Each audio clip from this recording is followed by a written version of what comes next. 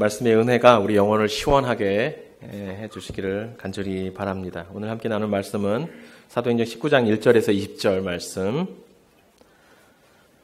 사도행전 19장 1절에서 20절 말씀, 지난주에 이어서 같은 제목으로 사도의 복음으로 돌아가라 두 번째 말씀 함께 나누겠습니다. 제가 가진 신약성경 221면입니다. 찾으신 줄 알고 함께 합독하겠습니다. 아볼로가 고린도에 있을 때에 바울이 윗지방으로 다녀 에베소에 와서 어떤 제자들을 만나 이르되 너희가 믿을 때에 성령을 받았느냐? 이르되 아니라 우리는 성령이 계심도 듣지 못하였노라. 바울이 이르되 그러면 너희가 무슨 세례를 받았느냐? 대답하되 요한의 세례니라. 바울이 이르되 요한이 회개의 세례를 베풀며 백성에게 말하되 내 뒤에 오시는 이를 믿으라 하였으니 이는 곧 예수라 하거늘 그들이 듣고 예수의 이름으로 세례를 받으니 바울이 그들에게 안수하매 성령이 그들에게 임하심으로 방언도 하고 예언도 하니 모두 12사람쯤 되니라.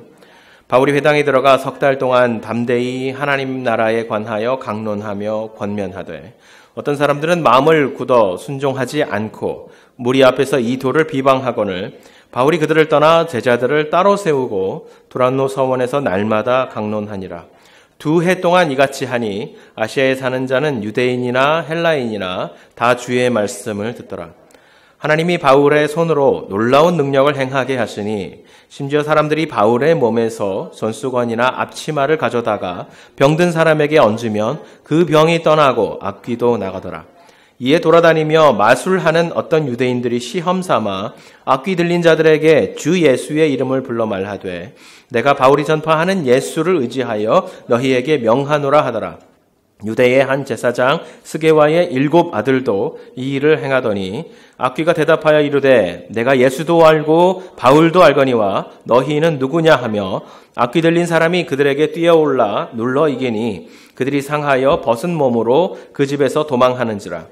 에베소에 사는 유대인과 헬라인들이 다 이 일을 알고 두려워하며 주 예수의 이름을 높이고 믿은 사람들이 많이 와서 자복하여 행한 일을 알리며 또 마술을 행하던 많은 사람이 그 책을 모아 가지고 와서 모든 사람 앞에서 불사르니 그 책값을 계산한 즉 은 5만이나 되더라. 이와 같이 주의 말씀이 힘이 있어 흥왕하여 세력을 얻으리나. 아멘. 종종 그 짧은 기간 동안 한국교회가 크게 부흥을 했는데 그 부흥을 한국교회에서 이제 자랑할 때 우리 한국의 교회가 이렇게 짧은 기간 동안 한국교회 역사가 채 100년 정도밖에 되지 않는데 그 짧은 기간에 교회가 이렇게 부흥했습니다 라는 걸 자랑할 때 흔히 사용하는 말들이 있는데요. 근데 빼놓지 않고 하는 말들 중에 이런 말들이 있습니다. 한국 교회만 자랑하는 것이 아니라 그것을 대조해서 유럽과 미국의 교회가 죽어가고 있습니다. 유럽 교회에 가면 노인들만 있습니다. 교회가 팔려서 술집이 되기도 하고 이슬람 사람들이 예배를 그들의 신 알라에게 예배드리는 모스크가 되고도 있습니다. 이런 얘기들을 이제 많이 합니다. 현상적으로 보자면 사실 맞는 말이기도 합니다. 실제로 유럽의 많은 교회들이 세를 잃어가고 있고 그 영향력들을 잃어가고 있는 것이 사실입니다. 그런데 이런 현상이 전부인 것처럼 우리가 말을 하면 사실은 상당히 unfair한 것입니다. 불공정한 것입니다. 사실 주님의 같은 몸된 지체인 유럽 교회를 바라보면서 우리가 안타까워하고 마음 아프고 같은 몸의 한 부분이 아파하는 것처럼 우리가 안타까워해야 하는데 마치 유럽 교회는 큰 죄를 지어서 그렇게 망하고 한국 교회는 하나님 앞에 순종해서 잘 되는 것처럼 이렇게 비아냥거리는 어조를 가지고 말하는 것이 저는 별로 그렇게 편하게 들리지가 않습니다. 실제로 여러 가지 면에서 유럽의 교회들이 이제 약해지고 있고 그렇게 표현하자면 죽어가고 있다고 표현할 수도 있을 것 같습니다.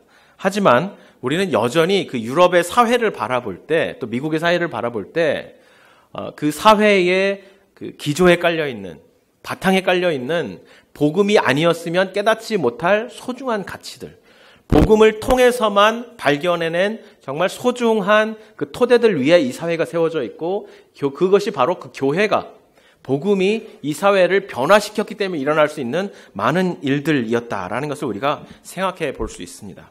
그래서 그런 관점에서 보자면 우리가 그저 유럽의 교회들은 다 죽어가고 있고 이 사회가 그것 때문에 죽어가고 있다 이렇게만 말할 것이 아니라 교회가 정말 이 사회를 정말 건강하게 만들었는데 단지 그 복음의 핵심을 잃어버려서 사회가 지금 갈 길을 모르고 헤매고 있다. 이런 식으로 이해를 해야 할 것 같습니다. 그 복음이 깨닫게 해준 이 유럽 사회, 미국과 유럽 사회의 그 아시아 사회보다 먼저 깨닫게 해준 소중한 복음이 깨닫게 해준 가치가 있다면, 그 중에 가장 중요한 것이 있다면 무엇일까 생각을 해보니까요. 사람에 대한 사람을 존귀히 여기는 마음입니다. 한 사람을, 한 영혼을 하나님께서 지으신 정말 소중한 가치, 그 사람이 가진 돈, 그 사람이 가진 파워, 힘, 그 사람이 가진 영향력으로 보는 것이 아니라 한 사람이 하나님께로부터 지어졌기 때문에 그 영혼 깊숙이 가지고 있는 하나님의 형상됨의 아름다운 그 가치를 인정하는 마음입니다. 좀 더 구체적으로 말씀드리자면 소외되기 쉬운, 자본주의 사회에서 소외되기 쉬운 가난한 사람들, 그리고 가부장주의 사회에서 무시되고 소외되어 왔던 많은 여성들, 그리고 몸이 불편한 것만으로도 상당히 어렵고 힘겨운데 그 사회로부터 늘 무시되어 왔던 장애인들, 어른들의 세상에서 늘 가치와 안전을 인정받지 못하고 그저 노동력으로만 계산되어 왔던 어린아이들, 같은 사람으로 태어났음에도 불구하고 누군가의 도구로 취급받아오던 노예들, 이런 모든 소외된 사람들의 영혼 깊은 곳에 우리의 사회가, 우리의 세상이 인정해주지 못하던, 소외시켜버리고 무시했던 그들의 영혼 깊숙이에도 하나님께서 정말 사랑하시고 그 영혼들을 위해서 예수가 십자가에 죽어야만 했던 그 소중한 가치가 있다는 것을 발견하게 한 것, 그것은 바로 복음이었습니다. 복음이 없었다면 이 사회가 그 버려진 사람들의 영혼 깊숙이 있는 그 가치, 소중함을 발견하지 못했을 것입니다. 이 가치들 위에 유럽, 이 미국, 이 사회들이 그 위에 세워져 있습니다. 그러나 중요한 것은 그 모든 가치의 아름답고 소중한 혜택들을 누리면서 정작 이 복음에 있어서는 그 가치의 핵심에 있는 복음을 잃어버려서 지금 방향을 잃고 헤매고 있는 배와 같은 그런 모습들을 우리가 바라보고 있는 것이죠. 바로 이 복음 때문에 이 가치를 우리가 발견하는 것입니다. 특히 바울과 초대교회의 성도들이 이 복음 때문에 이 진리를 깨달았다는 것을 우리는 이 성경을 통해서 알 수 있는데요. 성경 여러 곳에 바울 서신에 그런 내용들이 나타나 있습니다. 고린도전서 12장 13절에 보니까요. 우리가 유대인이나 헬라인이나 종이나 자유인이나 다 한 성령으로 세례를 받아 한 몸이 되었고 또 다 한 성령을 마시게 하셨느니라. 또 골로새서 3장 9절에서 11절 말씀에 보니까 너희가 새 사람을 입었으니 이는 자기를 창조하신 이의 형상을 따라, 우리를 창조하신 그 하나님의 형상을 따라 지식에까지 새롭게 하심을 입은 자니라. 거기에는 헬라인이나 유대인이나 할레파나 무할레파나 야만인이나 수구디아인이나 종이나 자유인이 차별이 있을 수 없나니 오직 그리스도는 만유이시요 만유 안에 계시느니라. 여러분, 바울의 시대에 이러한 진리를 발견할 수 있는 길이 없어요. 왕이 다스리고 왕보다 낮은 신하가 다스리고 그 신하 밑에 여러 관리가 있고 그 관리 밑에 노예들이 있는 모든 사람의 세계가 층위가 새겨 있어서 그 자신이 어느 층에 있느냐, 어느 자리에 있느냐에 따라서 자신의 가치가 결정되는, 그래서 가장 밑바닥에 있는 그 노예들에게 아무런 가치도 줄 수 없는, 그저 도구로만 생각하는 그 시대에서 소외된 여성들, 그 시대에서 소외되어 있는 어린아이들, 장애인들, 이런 그 사람을 매기는 가치가 그 등수가 채워져서 그 등수에서 한번 탁 태어나면 그냥 죽을 때까지 그 상태로 살아가야 하는 그 시대에 이러한 복음을 통해서 종이나 자유자나 헬라인이나 유대인이나 남성이나 여성이나 하나님 앞에 아무런 차별이 없다라고 말하는 이 복음의 가치를 복음이 없이 어떻게 발견할 수 있었겠습니까? 갈라디아서 3장에서도 이렇게 말씀해주고 있습니다. 너희가 다 믿음으로 말미암아 그리스도 예수 안에서 하나님의 아들이 되었으니 누구든지 그리스도와 합하기 위하여 세례를 받은 자는 그리스도로 옷 입었느니라. 너희는 유대인이나 헬라인이나 종이나 자유인이나 남자나 여자나 다 그리스도 예수 안에서 하나이니라. 복음이 준 이 엄청난 가치 안에 이 사회가 세워져 있어요. 그래서 우리가 이제 돌아가야 할 것은 복음으로만 돌아가면 되는 것입니다. 복음만 되찾으면 되는 것입니다. 그 모든 세상의 병든 세상 속에 복음만 붙들면 이 세상이 다시 회복되고 치유받을 수 있는 그 근거로 돌아가게 되는 것입니다.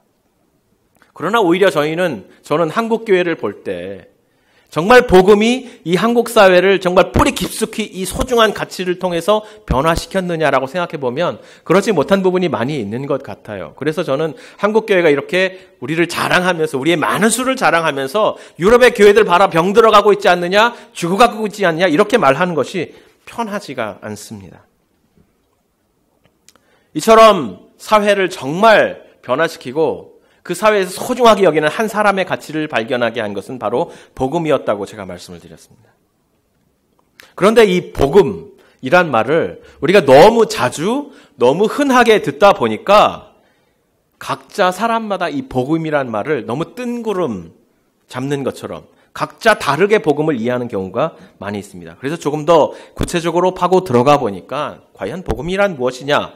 라고 더 깊이 생각을 해보니까 우리 교회가 붙들고 흔들리지 말고 떠나지 말아야 할 복음이 무엇이냐 보니까 그것은 사도의 복음이었다. 사도가 우리에게 가르쳐준 복음이었다. 조금 더 구체적으로 말씀을 드리죠. 한 사람이 다른 한 사람을 정말 하나님께서 지으신 소중한 가치로 우리가 절대 무시할 수 없고 소중하게 여겨야 하는 가치로 인정하게 되는 그 근거에는 무엇이 있냐면 그 존귀함의 정체성을 발견하게 하는 가장 원초적이고 가장 원시적이고 가장 중요한 자리가 무엇인지 성경을 뒤져서 찾아보니까 그곳은 바로 십자가더라는 것입니다. 왜입니까? 태초에 하나님께서 천지를 지으시고 그 모든 것을 창조하시고 그것들을 바라보면서 하나님께서 감동하셨어요. 그 살아서 움직이는 이 세상을 바라보면서 감탄하셨습니다. 그리고 보기에 좋았더라 이렇게 말씀하셨어요. 살아있는 것들, 나무들, 풀들, 짐승들 그리고 물고기들이 살기 위해서 필요한 공기이며 물이며 햇빛이며 달빛이며 별빛을 받으면서 정말 아름답게 움직이고 서로 사랑하고 가족을 이루고 살아가는 그 모습을 하나님께서 보시고 정말 좋다 이렇게 말씀하셨단 말이죠. 그 가장 마지막에 사람을 지으시고 그 사람이 하나님을 닮아서 하나님처럼 행동하면서 하나님처럼 사랑하면서 하나님처럼 서로를 위해 희생하면서 다스리고 돌보고 도우면서 가족을 이루고 공동체를 이루어가는 모습을 하나님께서 보시고는 그저 좋았다 정도가 아니라 이제 하나님께서 정말 좋다 그렇게 말씀하셨어요. 사람을 보실 때마다 그 사람이 움직이는 모습을 볼 때마다 그들이 생각하는 것을 볼 때마다 그리 아름답고 경건하고 하나님을 사랑하고 하나님을 예배하고 이웃을 사랑하는 모습을 볼 때마다 하나님이 정말 좋다라고 감동하시고 감탄하셨다는 말입니다. 근데 그것이 죄 때문에 어그러졌고 죄 때문에 그 감동이 하나님의 눈물로 바뀌었습니다. 그래서 그 감탄과 하나님의 그 사랑과 감동을 회복하시려고 하나님께서 지으신 그 소중한 한 사람이 다시 아름다운 사람이 되게 하시려고 하나님께서 남은 자기에게 있는 모든 눈물과 모든 피를 다 쏟아부어서 다시 그 아름다움과 감탄을 회복하신 장소가 바로 십자가더라는 것입니다. 그 십자가 아니었으면 그 십자가가 아니면 우리도 없고 하나님을 예배하는 하나님의 백성도 없고 오직 모든 세계가 죄를 향해서 끝까지 달려가는 기차와 같이 달려가고 마는 것이었습니다. 그 십자가를 우리가 되찾아야 하는 것입니다. 예수께서 요한의 세례를 받으셨을 때 하늘이 열리고 그 요한을 향하여 예수님을 향하여 아버지께서 말씀하셨습니다. 이는 내 사랑하는 아들이요 내 기뻐하는 자라. 내 사랑하는 아들이요 내 기뻐하는 자라. 이 음성이 여러분 어디서 처음 들렸는지 제가 힌트를 드렸죠. 처음 창조하셨을 때 그 아담과 하와를 보시면서 심히 좋았더라.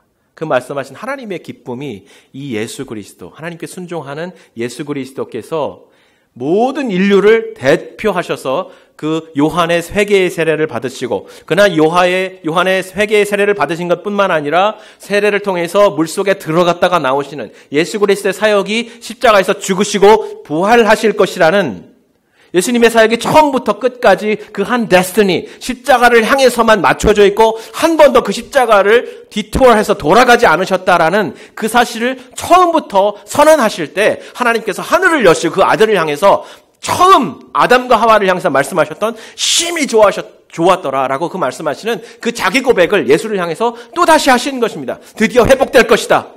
내가 십자가를 통해서 이 인류를 다시 회복하고 이 아들을 향해서, 예수를 향해서 이는 내 사랑하는 아들이요 내 기뻐하는 자라, 나의 기쁨이 이 아들을 통해서 회복될 것이다 라는 선언을 처음부터 해주는 것입니다. 그리고 십자가에서 자기 눈물과 자기 피와 자기 슬픔을 모두 쏟아버리신 후에 부활하신 아들을 보시고 다시 그 예수 안에 연합된 인류를 향해서 심히 좋으셨다는 고백을 하게 되시는 것입니다.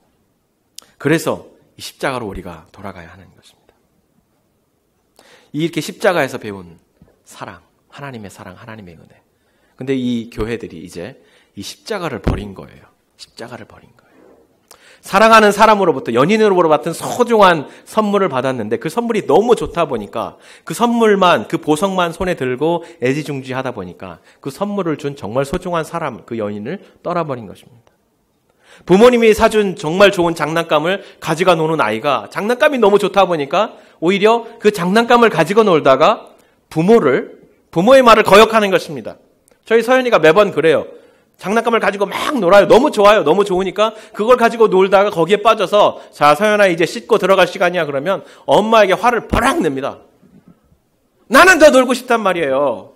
엄마는 왜 몇 시간, 이 시간만 되면 꼭 나에게 더 이상 놀지 못하게 하고 엄마에게 막 리즈닝을 하면서 따지는 거죠. 여러분, 그 한국 속담에 이런 말도 있죠. 애를 씻고 더러운 물을 버리다가 애까지 같이 버렸다 말이죠. 베이비 샤워를 해서 여러분 정말 좋은 사람들, 사랑하는 사람들에게 정말 좋은 선물들을 많이 받아서 옷이며 장난감이며 아기 크립이며 잔뜩 받아 집에 놓고 있는데 빨리 이거를 입혀보고 싶어요, 아기한테. 아이가 이제 크면. 그래서 아기를 이제 어느 정도 커서 막 목욕을 착 시키고 그 이쁜 옷을 입혀볼 생각에 들떠있는 엄마가 더러운 물을 버리다가 아기까지 같이 버렸단 말이에요. 웃긴 이야기지만 오늘날 교회가, 오늘날 세상이 바로 이 문제에 봉착해 있는 것입니다. 복음을 버렸어요. 복음으로부터 깨달은 진리 위에, 그 가치 위에 이 세상을 세워놨는데 정작 복음은 버리고 십자가는 버린 이 세상입니다. 다시 찾아야 합니다. 다시 십자가로 돌아가야 합니다. 교회에 아무리 사람이 많아도, 교회가 아무리 유명한 사람들이 많이 있어서 그 교회가 그 사회로부터 부러움을 받고, 우리 교회는 법조인이 몇 명이고, 우리 교회는 부자가 몇 명이고, 우리 교회는 의사가 몇 명이고, 이런 걸 자랑해도 거기에 복음 없고 십자가 없으면 여러분 교회 아닙니다. 오해하지 마세요. 여러분 어떤 목사를 만나든 어떤 교회 가든 어떤 전도자를 만나든 예수님 얘기합니다. 다 예수님 얘기해요. 그런데 그 예수가 십자가에 죽은 예수가 아니면 예수님 아닌 거예요. 우리 입으로 예수를 말한다 하더라도 그 예수는 정말 예수가 아닌 것입니다. 모든 성도들이 예수께서 달려 죽으신 십자가 앞에 정직하게 서서 대체 주님이 나를 얼마나 사랑하셨길래 주님께서 십자가에 죽으셨는가를 고민하게 하지 않는다면, 예수께서 짊어지신 십자가가 대체 얼마나 비참하고 얼마나 그가 죽음에 이르도록 모욕적이고 고통스러운 아픔이어 있는가를 우리가 고민하고 그것을 되새기지 않게 하는 교회라면, 않게 하는 예수의 이름이라면, 또 이 십자가 얼마나 엄청나고 위대한 하나님의 지혜였는지 깨달을 수 있도록 도와주지 않는 예수의 이름이고 복음이라면 여러분 그거 가짜 복음입니다. 그건 그냥 사람들이 모여서 즐겁게 지내는 사교 집단이에요. 오늘 본문을 보니까 바울이 에베소에서 두 부류의 사람들을 만났는데 두 부류의 사람들 모두 같은 문제를 안고 있었습니다. 예수에 대해서 알았어요. 예수에 대해서 얼마간의 정보를 알고 있습니다. 그가 정말 좋은 사람이라는 걸 알고 있고 그의 이름이 선포될 때마다 파워풀한 능력들이 나타나는 것을 바라보았습니다. 그런데 정말 예수가 누군지를 몰라요. 그 예수에 대한 이해 속에 십자가가 없더라는 것입니다. 그 문제를 오늘 바울은 본문에서 그대로 보여주고 있습니다. 첫 번째 부류의 사람들은 누구였습니까? 바울은 말합니다. 어떤 제자들이었다. 어떤 제자들이란 말은 우리가 두 가지 방식으로 생각할 수 있어요. 어떤 제자들, 보통 신약 성경에서 제자들 그러면 예수 그리스도의 제자들을 말하는 것입니다. 그렇기 때문에 그리스도인들과 비슷한 부류의 사람들이었다라는 말이에요. 예수를 아는 사람들이었다는 말입니다. 예수를 자기의 스승이라고 고백하고 얘기하고 공공연히 밝히는 사람들이었다는 말입니다. 그런데 그냥 제자가 아니라 어떤 제자들이라고 말했기 때문에 사실 또 어떤 면에서는 그들은 정말 그리스도인들이 아니었다는 말이에요. 무슨 말일까요? 그들은 요한의 제자들이었습니다. 세례 요한의 제자들이었습니다. 유대인들 중에 세례 요한의 개혁운동을 따라서 추종하는 유대인들이 있었어요. 참 유대인이 되자. 회개 운동을 통해서 참 유대인이 되고 참 경건한 하나님의 백성이 되어서 다시 하나님께로 돌아가자. 좀 좋은 무브먼트잖아요. 그래서 그 끝에 예수가 있는 것입니다. 왜냐하면 세례 요한이 예수를 우리가 기다리고 우리가 정말 오실 그분, 기다리던 그분이 바로 예수 그리스도다. 나는 그분을 발견했다. 그분을 정말 준비하기 위해서 내 인생 전체를 다 갖다 바쳤다. 그러므로 요한을 따르는 사람들은 얼마간 예수 그리스도를 알고 있었을 수밖에 없는 것입니다. 그리고 궁극적으로 우리는 요한의 제자이지만 동시에 예수의 제자입니다. 이렇게 고백을 하는 사람들이었습니다. 그런데 그들의 이해 속에 예수 그리스도의 십자가는 없었다는 것이죠. 그들은 요한의 세례가 전부인 줄 알고 있었습니다. 회개의 세례. 그러나 예수의 이름으로 받는 세례는 없던 사람들입니다. 그것은 왜 그랬을까요? 사실 선생만한 제자가 없다고 그러죠. 그들의 선생인 요한이 예수를 제대로 이해하지 못했기 때문에 그런 것입니다. 요한은 메시아가 오면 두 가지 일을 동시에 할 거라고 이해하고 있었습니다. 모든 이스라엘 사람들이 그렇게 이해하고 있었어요. 하나님의 메시아가 오면 한쪽에서는 심판이 또 한쪽에서는 구원이 동시에 일어날 거라고 생각했어요. 왜냐하면 하나님의 뜻을 어긋나게 하고 하나님의 뜻을 어기고 하나님의 선한 사람들을 억압하던 사람을 하나님이 동시에 반드시 심판하실 것이다. 그리고 그 심판을 통해서 억눌리고 고통받은 하나님의 백성들은 구원을 받을 것이다 라고 생각을 했습니다. 그런데 예수께서 오셔서 하시는 사역을 요한이 이제 드디어 악한 자들을 심판하시고 우리를 구원해 주시겠지라고 생각했는데 예수께서 하시는 사역들을 바라보니까 좀 이상한 거예요. 예수님이 심판하셔야 되는데 심판하지 않는 것입니다.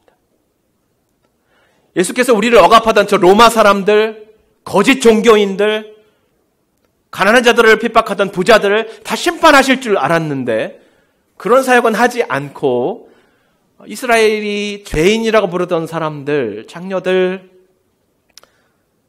텍스 컬렉터들, 세리들, 그리고 몸에 병이 있어서 부정한 사람들, 율법에서 부정한 사람들은 만지면 그들이 경건해서도 그 부정한 사람을 만져서 부정한 사람이 되잖아요.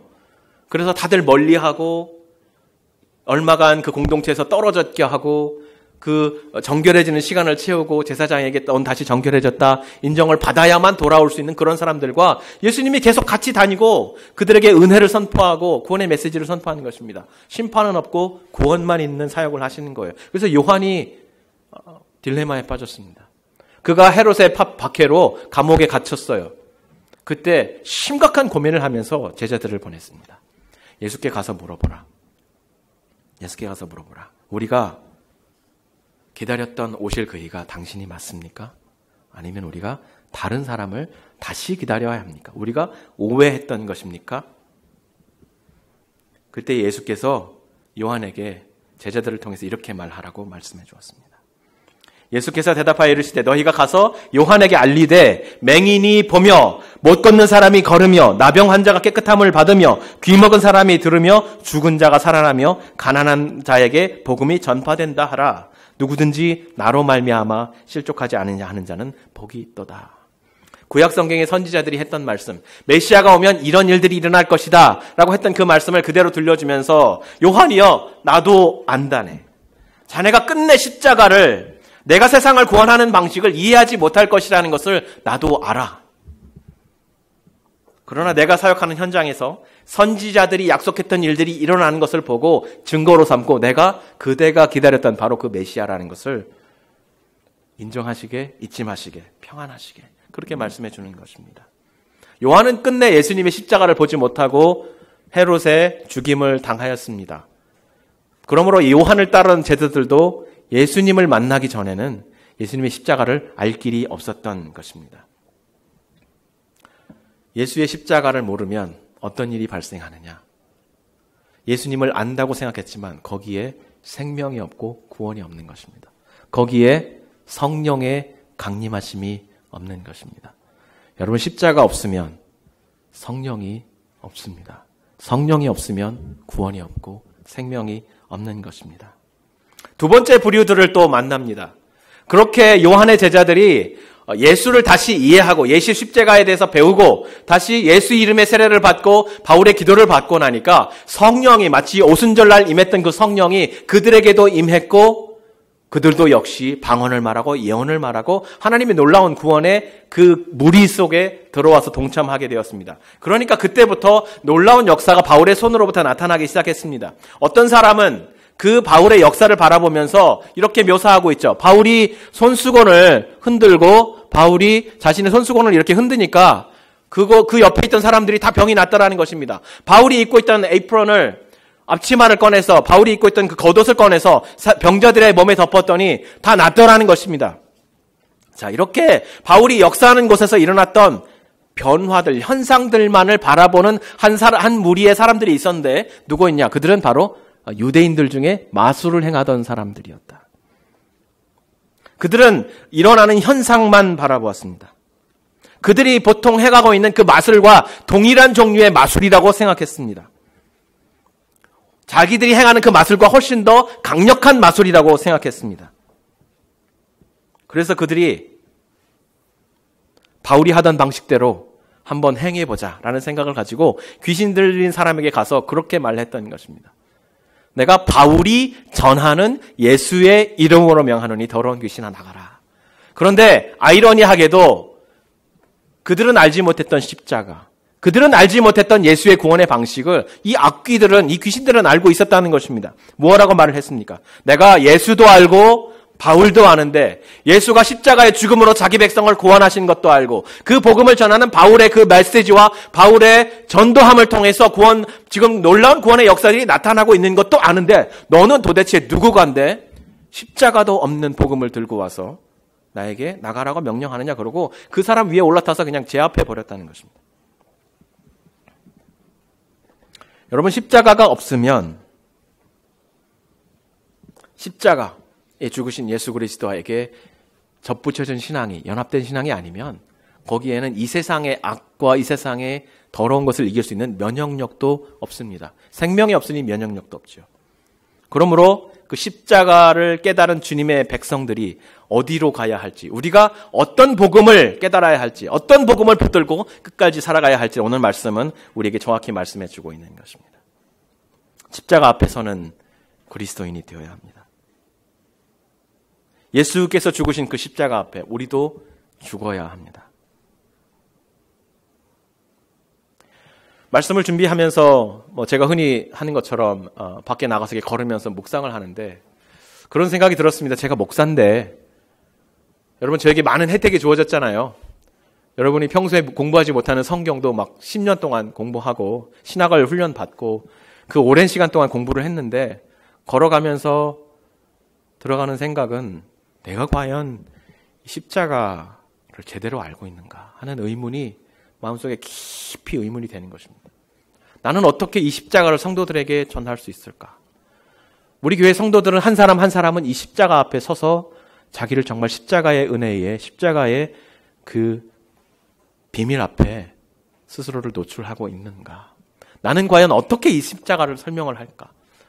제가 하나님 앞에 두 손 두 발 다 들은 것이 하나님 제 언어로, 제 지식으로, 제 말로 이해하기 쉽게 이 십자가를 정말 전달할 수 있는 방법이 없습니다. 그러면서 마음속에 들려주는 기도와 마음속의 간절한 마음은 우리 성도들의 마음속에 이 십자가를 깨달을 수 있는 십자가의 지혜를 좀 주십시오. 지금 내가 말씀을 강론할 때 이 말씀에 드러난 이 십자가의 은혜가 그저 말이 아니라, 목사의 말이 아니라 정말 십자가에서 예수께서 자기를 버리도록 그토록 우리를 사랑하셨던 그 사랑과 그렇게 예수님이 자기를 버리지 아니하시면 용서할 수 없는 정말 더럽고 악하고 초한 우리의 죄가 세상의 방식대로 싸우지 아니하고 세상이 예수 그리스도에게 집어 던지는 칼과 창과 비난과 수치스러움과 그런 것을 다 받아서 흡수하시면서 세상이 이기지 않는 그 방식으로 세상을 이기신 예수 그리스도의 그 설명할 수 없는 그 십자가의 비밀을 좀 이해할 수 있는 주님 지혜를 주십시오. 그렇게 기도할 수밖에 없었습니다. 여러분, 십자가는 이 세상이 이해할 수 있는 지혜가 아닙니다. 이 세상은요, 옳은 자, 옳지 못한 자, 경건한 자, 경건하지 못한 자, 좋은 것, 나쁜 것을 구분할 때 어떻게 구분합니까? 힘으로 싸워서 이긴 사람의 것은 옳은 것이고, 세상의 지혜로 변론해서 이긴 사람의 것은 의로운 것이고, 그들이 주장하는 것은 선한 것이고, 그렇지 못하고 지고 무시당하고 소외당한 사람들이 하고 있는 모든 문화, 모든 삶은 더러운 것, 가치 없는 것, 옳지 못한 것이라고 나누는 세상입니다. 오늘은 그렇지 않습니까? 똑같아요. 그래서 예수 그리스도를 그 십자가에 달아놓고 이 세상을 대변하던 그때 황제가 가지고 있던 가장 잔인한 무기 십자가, 그 십자가에 예수 그리스도의 몸을 달아놓고 싸우는 것이죠. 자신이 가지고 있는 모든 폭력과 모든 힘을 예수 그리스도의 그 몸 앞에 쏟아부으면서 봐라, 세상이 더 옳다. 세상의 법의 논리로 죄인을 만들어서 예수를 죽이면서 세상이 옳아. 그렇게 말하는 것이죠. 그 모든 폭력과 그 모든 아픔과 비난과 수치를 예수 그리스도의 몸에 그대로 다 흡수하시면서 예수는 싸우지 않고 죽임을 당하셨습니다. 그 전쟁에서 패하셨습니다. 패하시고 무덤에 죽어서 장사되셨습니다. 그 아들을, 그 세상이 자랑하고 있는 그들의 지혜가 예수 그리스도의 부활 앞에 전복돼 버린 것입니다. 이것을 어떻게 설명할까요? 이 세상에 어떻게 설명할까요? 바울도 얘기했습니다. 전도의 미련한 도를 통해서, 전도의 미련한 방법을 통해서. 세상에 아무리 봐도 십자가가 지혜로운 게 아니라는 거죠. 우리는 그것을 복음이라고 믿고 그 복음이 가지고 있는 그 미련한 진리가 가지고 있는 생명의 능력으로 구원을 받은 사람들입니다. 그러므로 우리가 이 십자가를 잃어버리면요, 우리의 정체성이 없는 것입니다. 이 사도의 복음으로 돌아오라고 이 간단한 메시지를 오늘 바울이 이 두 부류의 사람들에게 전하고 있는 것입니다. 예수를 안다고 말하지만 십자가에 대한 지식이 없던 요한의 제자들, 예수의 능력을 바라보고 그것을 자신의 삶 속에 실험해보던 그 마술사들, 그들과 우리가 과연 많이 다른가 생각해보면서 이 십자가 앞에 우리를 매일 가져와야 합니다. 오늘날도 여러분, 이 과학은 정말 하나님의 진리를 발견해내는 좋은 도구이지만 이 과학이 하나님이 되면 안 돼요. 이 우리 인간의 이해가 하나님이 되면 안 됩니다. 이 마술사들이 그들이 가지고 있던 주술적인 이해를 다 하나님께 내어놓고 5만 드라크마에 해당하는 5만 은 드라크마에 해당하는 것을 다시 주님 앞에 다 내어놓고 우리가 섬기는 것은 이 마술이 아니라 예수 그리스도라고 고백했던 것처럼. 어마어마한 돈이에요, 여러분. 한 드라크마가 그 당시에 노동자가 하루 일해서 버는 노동 싹이었습니다. 365 드라크마면 1년 동안에 버는 돈이죠. 3,600 드라크마면 10년 동안 버는 돈입니다. 36,500 드라크마면 100년 동안 한 사람이 버는 돈이에요. 5만 드라크마. 그러니까 그 당시 사람들이요, 부자들은 좋은 마술책, 가난한 사람들은 별로 좋지 않은 싼 마술책을 집에 다 가지고 있었어요. 에베소 사람들이 다 그랬습니다. 그 책이 가지고 있는 영험한 능력을 믿었어요. 이 책이 우리 집에 있으면 우리 집에 귀신이 들지 않는다. 여러분, 하나님의 말씀을 우리가 예수가 안다고 생각하면서 집에 모두 성경책 한 권씩 다 가지고 있잖아요. 하나님의 말씀을 이들이 했던 것처럼 똑같이 어떤 주술적인 힘을 가지고 있는 것처럼 여기고 있는 사람은 없지 않습니까? 어떤 사람을 만났더니 예수님 믿으세요 그랬더니 저는 나중에 저희 와이프가 천국 갈 때 치맛자락 붙잡고 같이 올라갈래요. 그런 사람들 많아요.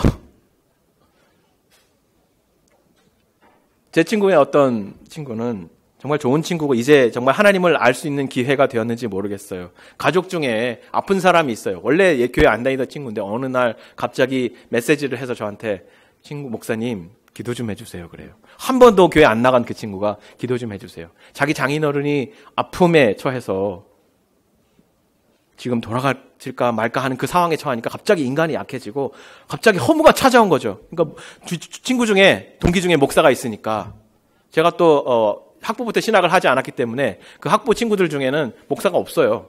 그래서 그 학부 동기들 중에 유일하게 하나가 목사가 있는데 저한테 전화를 해가지고 친구야 기도 좀 해줘. 연약한 거죠. 자기의 연약함을 안 거죠. 그러나 아직 믿음의 자리에 오지 못했어요. 친구가 목사니까 그 친구 덕을 좀 보자는 거예요. 목사인 덕을 보자는 거예요. 기도해 주죠 당연히. 그러면서 복음을 전하는 것입니다.